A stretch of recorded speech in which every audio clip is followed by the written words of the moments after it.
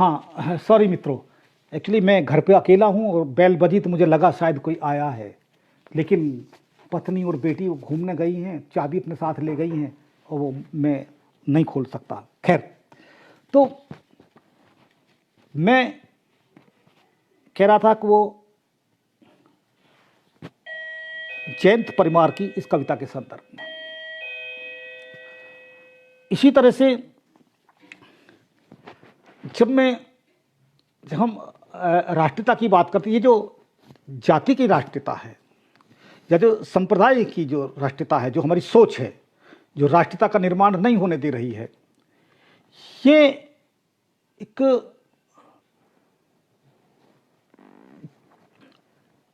कई बार वो सोच हमको गर्व से जरूर भरती है, लेकिन वो हमको उतना संकीर्ण भी बना रही होती है। जैसे कि कुछ समय पहले तक नेपाल हमारा पड़ोसी देश एक हिंदू राष्ट्र था और उस पर हमारे भारत का एक बहुत बड़ा एक वर्ग बहुत गर्व करता था इस बात पर कि नेपाल एक हिंदू राष्ट्र है, बहुत गर्व करता था।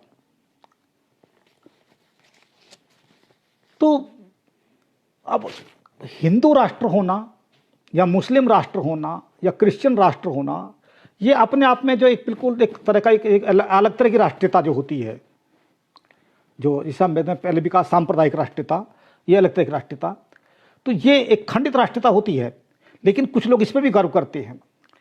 इसी पर एक आधारित एक कविता है सुरेश चंद्र की, और वो कविता है कि जब तुम गर्व से कहते हो कि नेपाल एक हिंदू राष्ट्र है, तो हम इसका मतलब यूं समझते हैं कि वर्ण व्यवस्था के दलदल में धंसा, छुआछूत, भेदभाव, असमानता के सीवर में प्रवाहित, बदबू छोड़ता वही हिंदू समाज जैसे भारत। यानी कि ये हिंदू राष्ट्रवाद तब तक गर्व की चीज नहीं हो सकती जब तक कि हम हिंदू समाज अपने अंदर से जाति और वर्ण की दीवारों को मिटाकर वो अपने आप में समतामूलक नहीं बन जाता, जब तक वो अपने आप में मानवीय नहीं बन जाता, जब तक उसके अंदर वो चीज़ें ये विभाजनकारी चीज़ें जब तक उसमें मौजूद हैं, तब तक ये हिंदू होना या हिंदू राष्ट्र होना ये कभी भी गर्व की चीज नहीं हो सकती।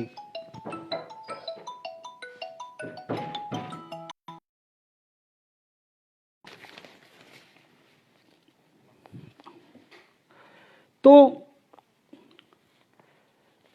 वो सुरेश चंद्र जो अपनी कविता में कहते हैं कि ये जब हम हिंदू राष्ट्र कहते हैं नेपाल को, तो हम उसी तरह का बिल्कुल अपने आप को पाते हैं और देखते हैं, बिल्कुल सड़ी गली व्यवस्था, बिल्कुल वर्णवाद के छुआछूत के दलदल में धंसी हुई, बिल्कुल भारत की तरह, जहाँ एक तरफ पूंजीपति जमींदारों और पंडे पुरोहितों की ऐशगाह है और दूसरी तरफ मेहनतकश, अछूत और शूद्र जातियों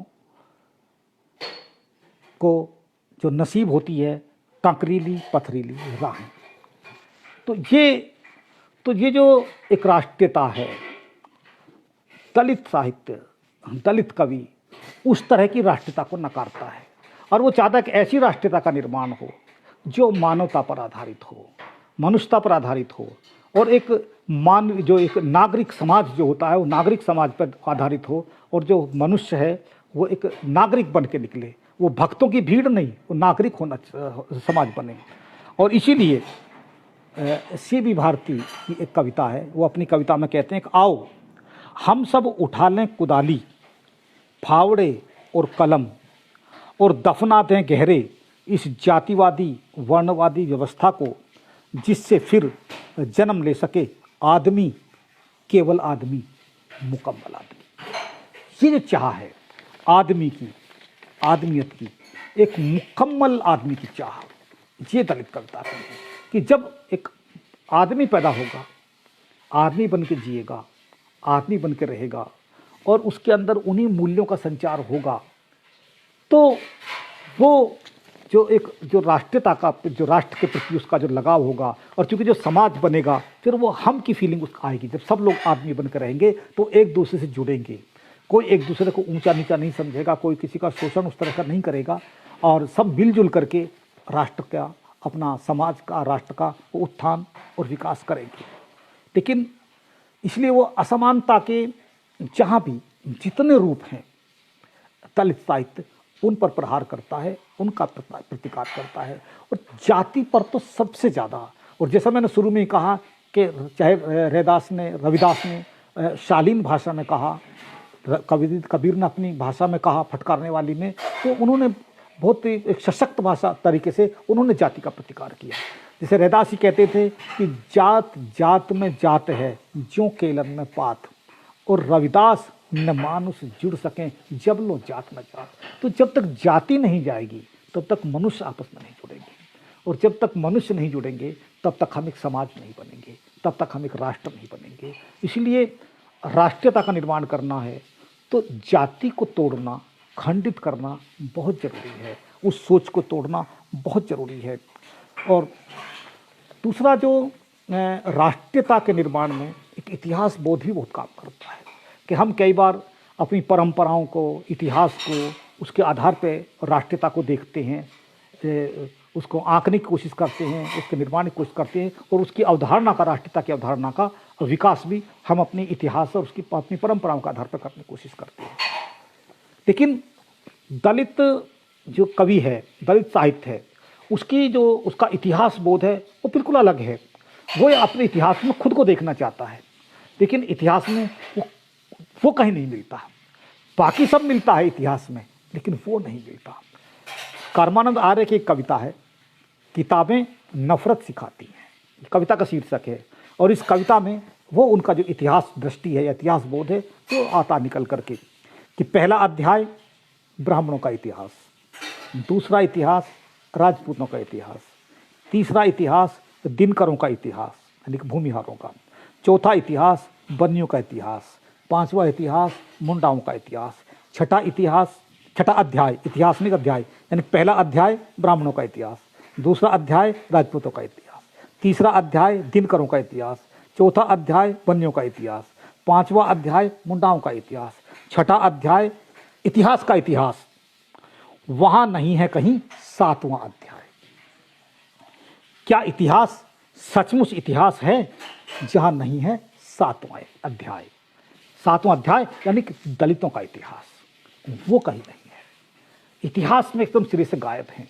अब यदि इस ऐतिहासिकता के आधार पर, इस इतिहास चिंतन के आधार पर, इस इतिहास बोध के आधार पर यदि कोई राष्ट्रीयता विकसित होगी तो निश्चित रूप से उसमें दलित कहीं नहीं होंगे, और जब दलित नहीं होंगे, एक इतना बड़ा वर्ग नहीं होगा, तो फिर वो राष्ट्रीयता नहीं निर्मित हो सकती।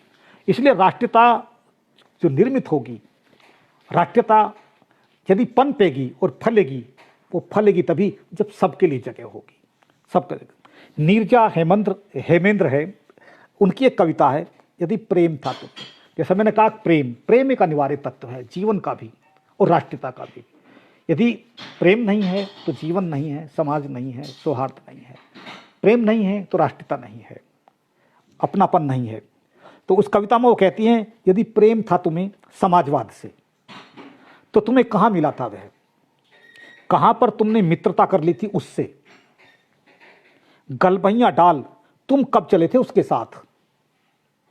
तुम्हारे द्वारा बनाई गई जातिवादी, भाषावादी, नस्लवादी सीमाओं पर खड़ा वह लगाता है अट्टहास, करता है परिहास तुम्हारा समाजवाद अपने मित्र फांसीवाद से। यानी कि ये छद्म समाजवादियों से प्रश्न है, और ये उन्हीं को चुनौती भी है कि जो समाजवाद का एक मूल्य जो हमारे संविधान ने भी दिया और हमने स्वीकार किया कि हम एक समाजवादी गणराज्य होंगे, ये हमारी राष्ट्रीयता का आधार है, तो कहते हैं कि समाजवाद कहाँ है, तुमने कब अपनाया उस समाजवाद को, जहाँ की एक शोषण चल रहा है, जहाँ इतना बड़ा आर्थिक आधार पर इतना शोषण है, असमानताएं हैं, जहाँ सामाजिक इतने की असमानताएं हैं, शोषण है, दमन है, अस्पृश्यता है, उनके रहते समाजवाद कैसे पनपेगा। और समाजवाद, बल्कि वो कह रहे हैं कि तुमने समाजवाद को नहीं अपनाया क्योंकि तुम जातिवादी, भाषावादी और नस्लवादी जो तुम्हारी सीमाएं तुमने खींच दी वो उनके बाहर ही खड़ा रहा, समाजवाद उसके अंदर आ ही नहीं पाया। और फिर कह रहे जो फांसीवाद है वो फांसीवाद का और समाजवाद का दोनों का गठजोड़ हो गया कि फांसीवादी तत्वों के साथ में समाजवाद जुड़ गया। तो कहा कि ये सब चीज़ें सब मिल करके ये मनुष्यता का दमन करती हैं और इन सब के रहते ये मनुष्यता नहीं पनपती, वो मूल्य नहीं पनपते। तो मित्रों, मैं अधिक विस्तार में नहीं जा रहा हूँ कि टाइम काफ़ी होता चला जा रहा है। तो जो राष्ट्रीयता की जो शर्त होती है वो शर्त, जैसा अभी हमने कहा, को एक नागरिक समाज होना चाहिए और उसमें समाज हो पहले ज़रूरी है, समाज के लिए समानता ज़रूरी है।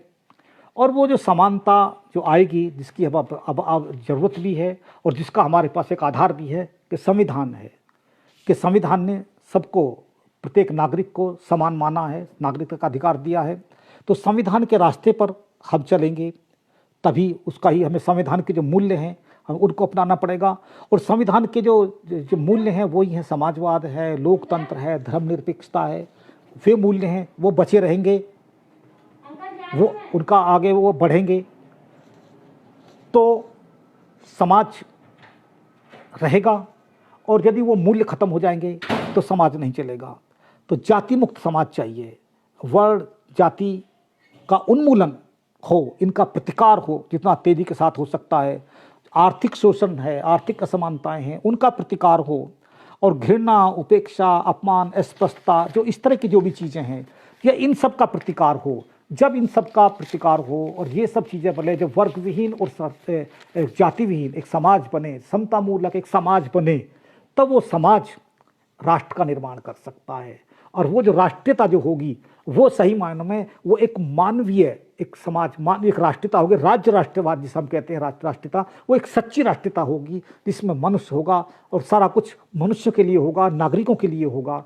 और दलित साहित्य की यही कामना है, यही कोशिश है। और वो विभिन्न विधाओं में लिखे जा रहे दलित साहित्य का मूल जो कोशिश है वो यही है कि समाज बनाना, समाज को मानवीय बनाना और उसके आधार पर फिर राष्ट्रीयता का निर्माण करना।